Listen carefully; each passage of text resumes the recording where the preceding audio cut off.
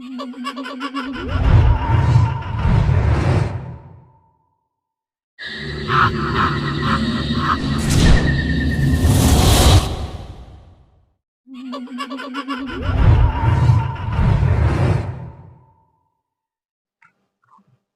morning, gentlemen. The sun has not yet risen, but I thought I should have a word with you all. I have just finished my prayers and I am now getting on top of my mind. Gentlemen, I'm going to talk about Donald Trump. Or before I talk about him, I'm going to tell you about a character called Superman.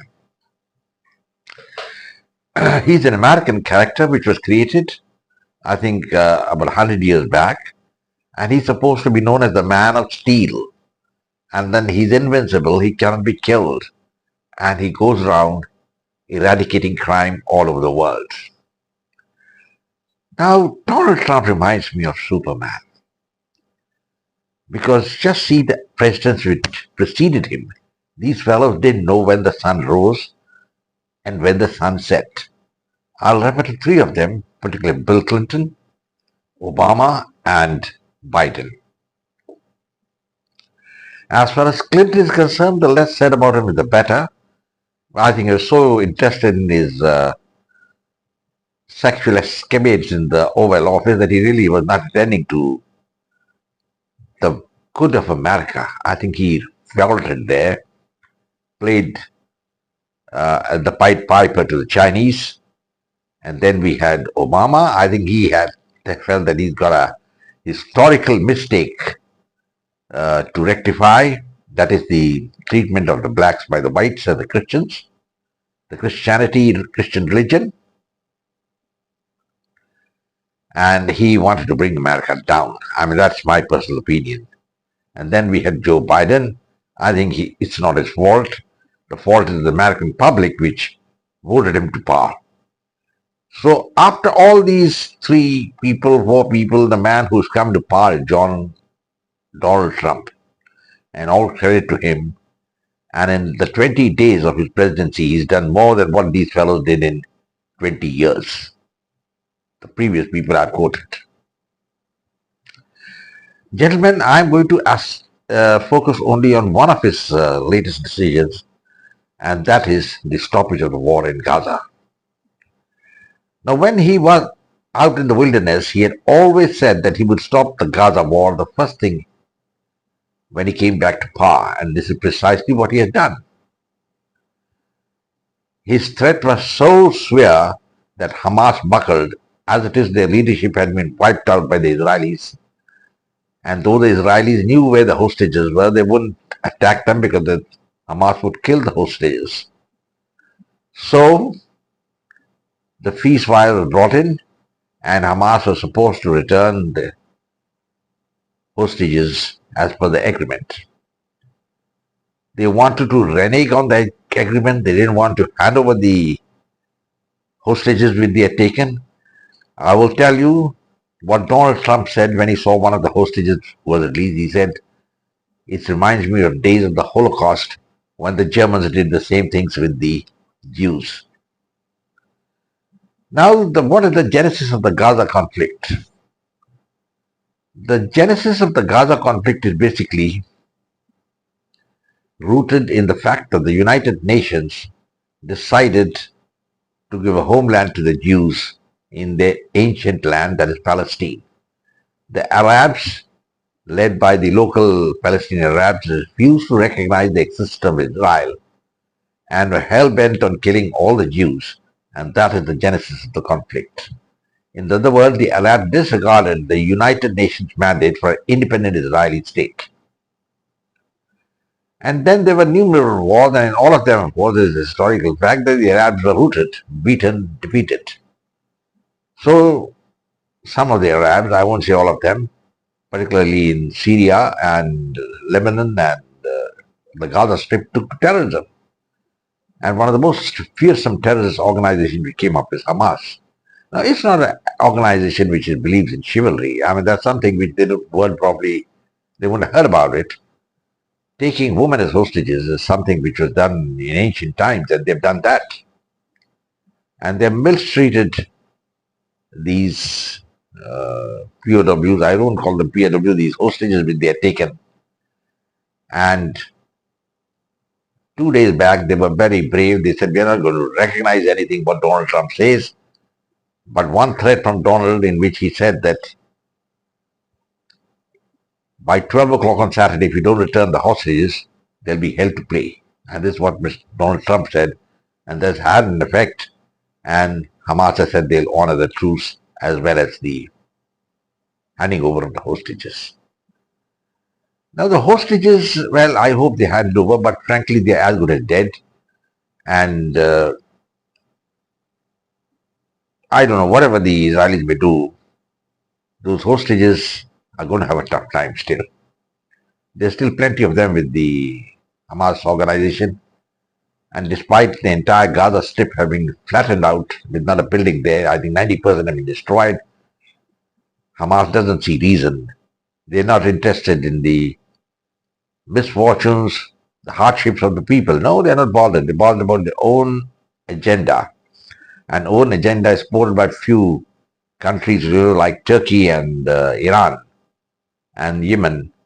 It was absolutely frightening. I'll tell you, it's frightening because it's going to bring more retribution down on the Arabs there in Palestine. I thought Saudi Arabia would lead the way forward, you know. Prince Salman, I'm a great admirer of him. He brought a lot of changes in Saudi Arabia.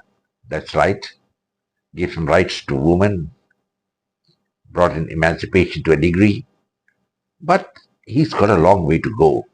And the mass of the Saudi people, the people, are not really in tune with the dynasty the way I've seen it. Dynasty is modern, they like to change things, but the people there are so much into rhetoric and into rituals and things like that they don't want to come forward, and they still feel Israel is evil and should be destroyed. I think that is the general feeling of the people of Saudi Arabia. But all the same, Salman has to lead things forward. And we have a very pragmatic approach to the proposals of Donald Trump from the United Arab Emirates. I was just watching the video of one of the leaders, and he had said, it was a very guarded way. He says, they know the proposal, and we'll have to examine how the Americans go about the proposal. Now, what is the proposal which Donald Trump has made? He's hit the root of the problem. And the root of the problem is dissatisfaction of the Palestinian Arabs, the economic situation, hardship, death and starvation and God knows what all. So, and there is a terrorist organization which has spread its roots all over the Gaza Strip. How does this happen? I'll not go into it. Probably the people agreed that they should come up, otherwise the people could have thrown this organization out. And this organization has of course been decimated, but is still wagging its tail. They got some hostages still, and they're bargaining with them, which is again a very, very obnoxious thing. But the point, gentlemen, which I'm trying to make is that Donald Trump has got a proposal, and that is the proposal which I'm going to talk about now. He has said that the Gaza Strip should be emptied of Arabs, and the Arabs settled in Egypt and Jordan. And when the Jordanian king was in Washington just some time back, in front of him, Donald Trump made this proposal that Jordan would take in the Arab refugees from Gaza. Donald Trump feels that once the Gaza Strip is emptied and all the people there settled in Jordan and Egypt and other places, there would be peace all around. There's no doubt about it, because after the area is emptied, America has claimed the Gaza Strip as part of the United States. And Donald Trump is a businessman, you know, he says make it into a beautiful place like the French Rivera where tourists will come and everyone will have a jolly good time. That is what is going to be the result. Now, how is he going to put it into practice is the point. As I told you, Russia, China, most of the countries are opposed to all this. So are the Arabs. And look at the way Erdogan is shouting like he's the greatest dictator or the greatest leader of the world. He's a Genghis Khan. He's nothing. He's a small-time man leading Turkey. And Turkey is not a great power in the world. It can't exert anywhere outside its own region. They tried to fight in Syria a number of times, but they made no headway. And they tried killing the Kurds, but the Kurdish revolt is still carrying on. And then now they have joined up with Pakistan and tried to malign India on Kashmir. And in the latest statement which Erdogan has made in Pakistan is that he was equating, along with the Pakistan Prime Minister, Gaza with Kashmir. I think it's something so preposterous and silly that doesn't deserve a rebuttal from me at all or anything, any comment on it. And there are a lot of people in the world who know who've gone to Kashmir. I think Erdogan should go and have a holiday there. You know, he's going on holiday in Pakistan. Let's go and have a holiday in Kashmir in the houseboat and see how things are.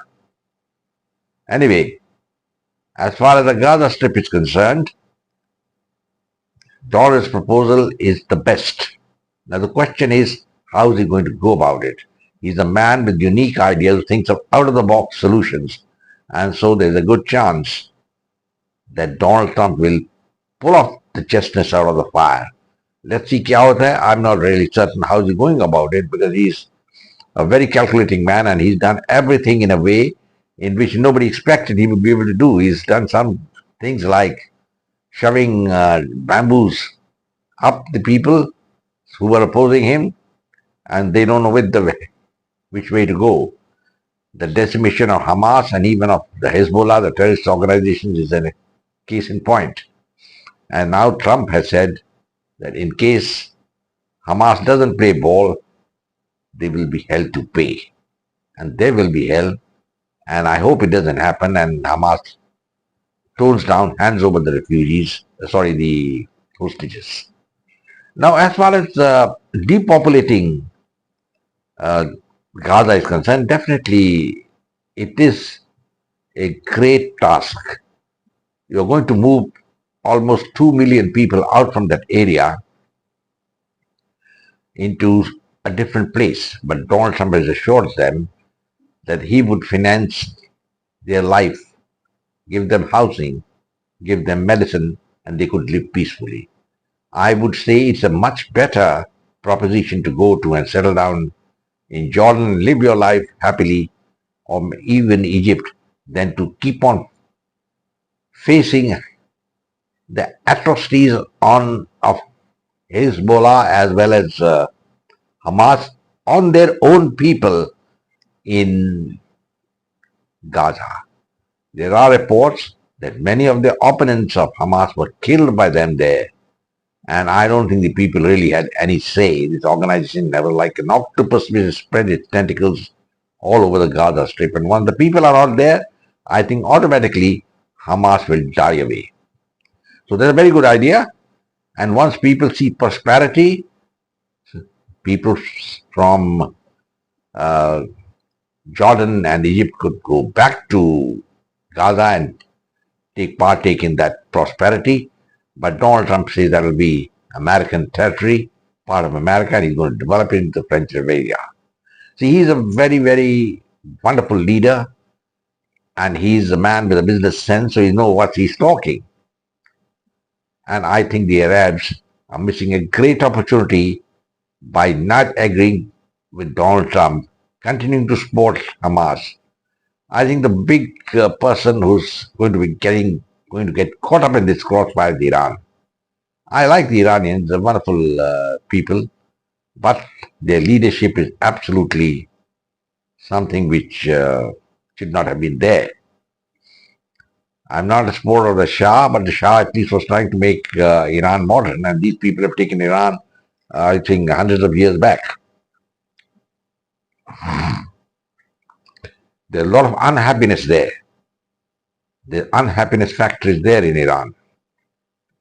So, gentlemen, it's a rambling talk, but basically, I'm talking about the Gaza Strip. The Gaza Strip, if at all, is handed over to America. I think there'll be peace, there'll be no terrorism, and there would be a solution to a conflict which has been going on for almost 7 or 8 decades. Because once the Gaza Strip is depopulated of the Arabs who are creating all the problem, the entire root of the problem is solved. Many people I know are against this. They feel you're uprooting a people. The idea is to have a two-state solution and all that.